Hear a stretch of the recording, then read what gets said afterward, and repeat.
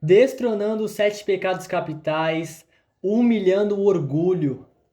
Deus resiste aos soberbos, mas dá graça aos humildes. Tiago 4, versículo 6. Eu nem consigo imaginar como é ter Deus como um opositor. O termo resistir, descrito nesse versículo, irmãos, carrega uma ideia devastadora no original. Seria como de se posicionar contra alguém, entrar em confronto direto, ou seja, Deus não apenas desaprova o orgulho, ele se levanta contra ele. Uma das razões do Criador sentir tanto desgosto pelo orgulho, sem dúvidas, foi porque justamente esse foi o primeiro pecado cometido na criação. Quando Lúcifer encheu seu coração de orgulho, expressando: Subirei aos mais altos céus e serei semelhante ao Altíssimo. Ora, e a própria Escritura confirma em Provérbios o que aconteceria depois. A soberba precede a queda. Provérbios 16, versículo 18. O orgulho é tão desprezível ao caráter de Deus que faz o Eterno se opor a esse pecado em um campo de batalha. Meu Deus, como um ser humano terá chance contra o Senhor no campo de batalha?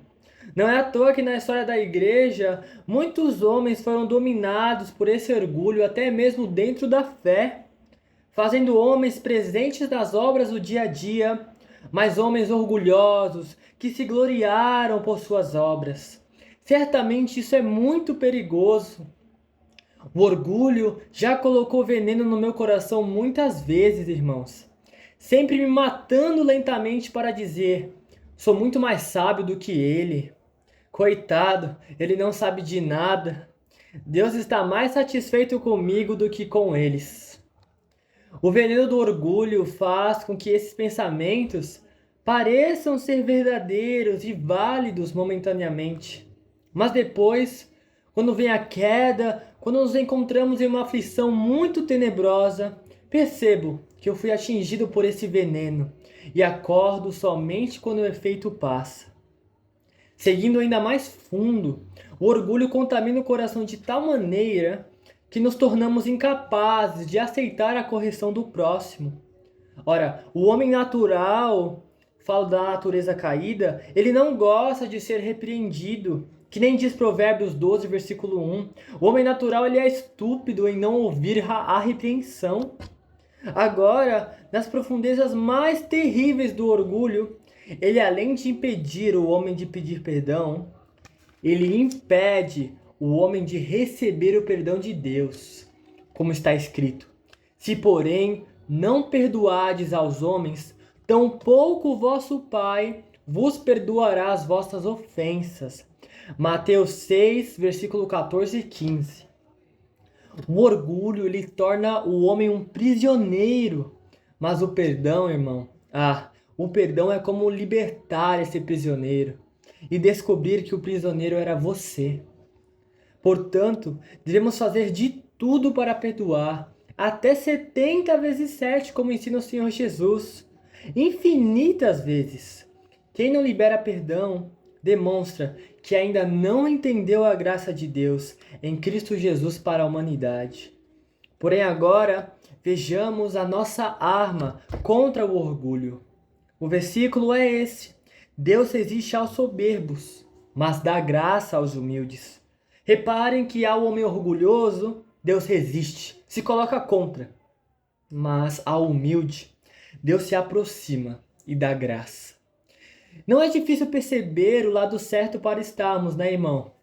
Porém, o homem natural que vive dentro de nós é muito orgulhoso. Sim, ele fará de tudo para te manter do lado contrário de Deus. Mas, para vencer essa guerra, nos está proposto a humildade. Não é à toa que Paulo nos ensina: considerem os próximos superiores a vocês mesmos. Esse pensamento é muito poderoso, irmão.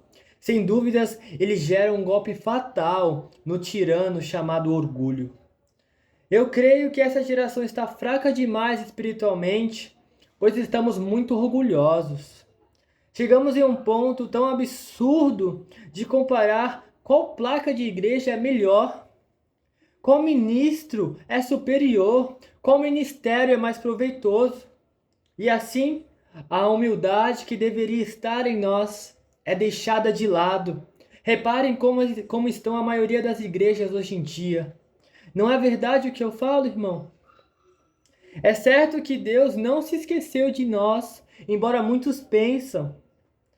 Mas o que Deus está fazendo é justamente o que está revelado.